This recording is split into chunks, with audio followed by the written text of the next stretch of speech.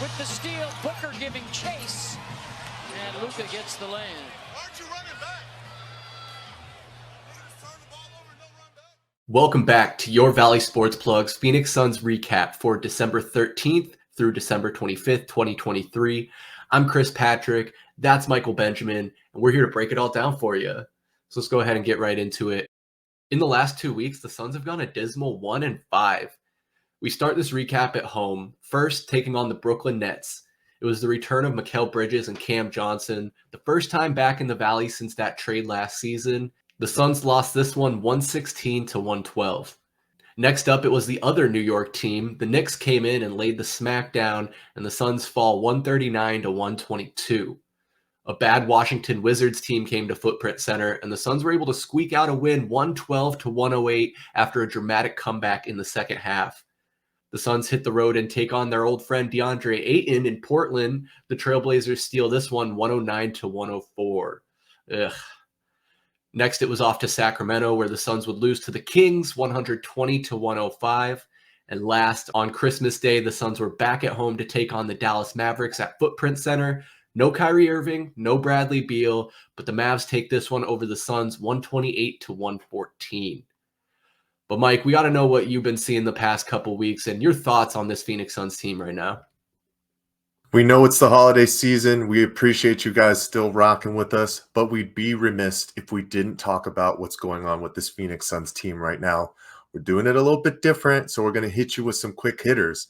But I don't know, Suns fans. It seems like that 7-game winning streak was a terribly, terribly long time ago. I mean, it ended on Black Friday. And as we know, we've lost 9 of our last 12 games. If you think about the 3 wins, we almost blow it to Memphis. We almost blow it to the Warriors. And it was an absolutely abysmal showing in that win against the Wizards. And it's just the same things that keep happening, right? Lots of unnecessary turnovers. Over the past 2 weeks, we're averaging 15 per game. We had 17 alone in that Wizards game. I have no idea how we scratched that one out. We're not shooting great from outside, averaging 29%. But there's just still no connection with this team at all. I mean, I think about the first game of this recap. Brooklyn has all their starters score over 14. 3 of their 4 bench players score 7 or more. I mean, they have to do it differently than the Phoenix Suns. We're built as a top-heavy team. I get it. But these guys aren't stepping up to the plate either. There's still other glaring weaknesses as well. I thought Frank Vogel was the defensive guru, and it's just been horrid on our defensive sets and our pressures. I mean, we talk about giving up 50 points to 2 different guys. Jalen Brunson goes perfect 12 for 12 in the second half. Luka outscores KD and Book by himself last night, 50 to 36. And our horrible second halves continue. We go to Portland and lay an egg in the third quarter, getting outscored 38 to 20. And then those big games against the Knicks, getting outscored in the fourth, 42 to 23, and then against the Mavericks, 37 to 22. And obviously, when your team is struggling, the narratives start to come out. We know Woj talked about KD's frustrations. We heard Devin Booker getting caught on the mic telling Chimezie Metu to hustle back. Now we're hearing about rifts between Frank Vogel and Kevin Young, who is the holdover from Monty Williams' staff. But man, the disinterested play from KD, the body language from this team, giving up in the fourth quarters. I know what was the kind of cutoff date where people can start to freak out was Christmas, right? And to have such an absolutely terrible showing on national television once again, to get bullied down by Luka Doncic and a broken Mavericks team as well right now, is a major cause for concern. And I know a lot of people, especially on Suns Twitter, are calling for heads. It's time to fire Frank Vogel. It's time to get these other guys out of the room. But man, we are handcuffed. We don't have the assets to trade people. We're in a pickle. If these guys don't figure it out together and start changing the narrative pretty soon here, we're going to be scratching our heads down the road in February and March, wondering if this team is even going to make the playoffs. So that's where we're at right now, Chris. I know it's a lot to throw at the people, but this is what is in front of us right now. What have you been seeing, man?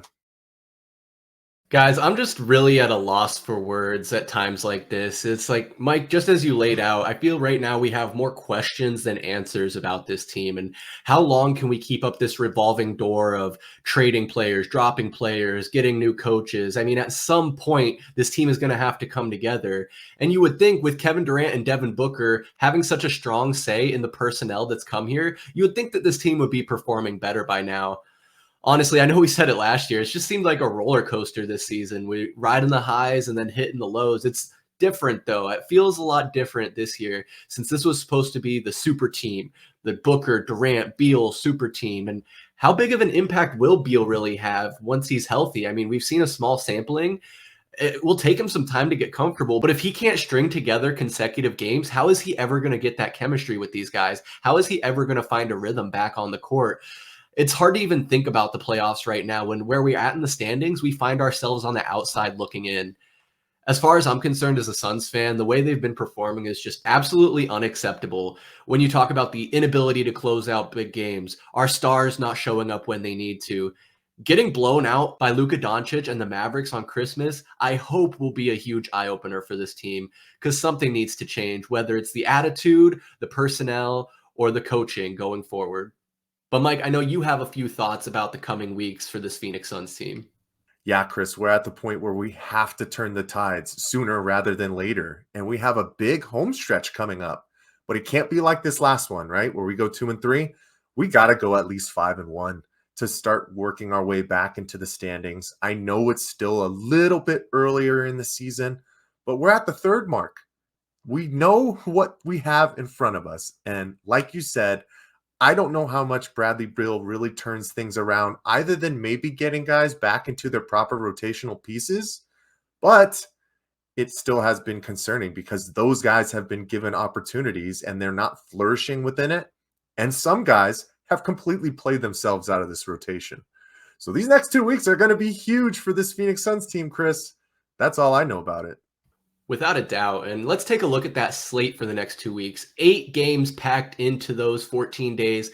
We're going to be at the Houston Rockets to start this out. Then a long home stretch taking on the Charlotte Hornets, the Orlando Magic, the Portland Trail Blazers, the Los Angeles Clippers, Miami Heat, the Memphis Grizzlies, now with Ja Morant.